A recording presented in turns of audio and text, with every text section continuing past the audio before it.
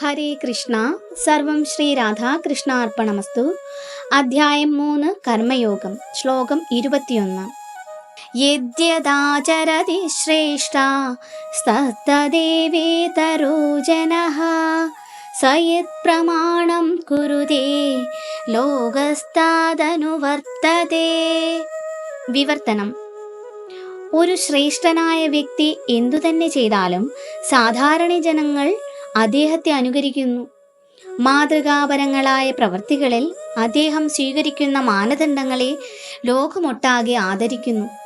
ഭാവാർത്ഥം: പ്രായോഗികമായി നല്ല പ്രവൃത്തികളാൽ സമൂഹത്തെ ഉദ്ബുദ്ധമാക്കാൻ കഴിവുള്ള ഒരു നേതാവിനെയാണ് പൊതുജനങ്ങൾക്ക് ആവശ്യം.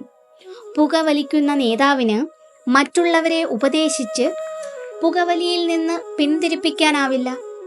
ഉപദേശിക്കാൻ തുനിയുന്നതിന് മുമ്പ് ഗുരു വേണ്ടും വിധമുള്ള പെരുമാറ്റം ശീലിച്ചിരിക്കണമെന്ന് ചൈതന്യ മഹാപ്രഭു പറയുന്നു.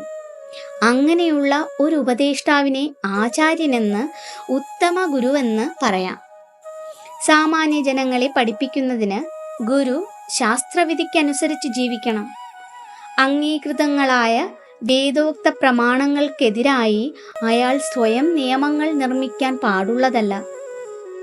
മനുസംഹിത മുതലായ സ്മൃതി ഗ്രന്ഥങ്ങളാണ് മനുഷ്യവർഗത്തിൻ്റെ പ്രാമാണിക രേഖകളായി ഗണിക്കപ്പെടുന്നത്.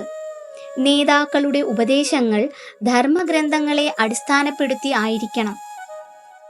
സ്വയം മേന്മ കൈവരിക്കുവാൻ ആഗ്രഹിക്കുന്ന ഒരാൾ ഉത്കൃഷ്ടരായ ആചാര്യന്മാർ അനുഷ്ഠിച്ചു വന്നിരുന്ന നിയമങ്ങൾ അനുസരിക്കണം. വിശിഷ്ട ഭക്തന്മാരുടെ കാൽപ്പാടുകൾ പിന്തുടരുന്നതുകൊണ്ടേ ആത്മസാക്ഷാത്കാരത്തിലേക്കുള്ള വഴിയിൽ മുന്നേറുവാൻ കഴിയൂ എന്ന് ശ്രീമദ് ഭാഗവതവും ഊന്നി പറയുന്നുണ്ട്. രാജാവ് അഥവാ രാഷ്ട്രത്തിൻ്റെ ഭരണാധികാരി, പിതാവ്, അധ്യാപകൻ എന്നിവരെ അറിവ് കുറഞ്ഞ സാധാരണ ജനങ്ങളുടെ നേതാക്കളായിട്ടാണ് സ്വാഭാവികമായി കരുതി വരുന്നത്. അത്തരം സ്വാഭാവിക നേതാക്കൾക്ക് തങ്ങളെ ആശ്രയിക്കുന്നവരോട് വലിയ ഉത്തരവാദിത്വമുണ്ട്.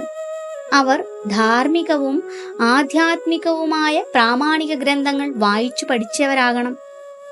ഹരേ കൃഷ്ണ. സർവം ശ്രീ രാധാകൃഷ്ണ അർപ്പണമസ്തു.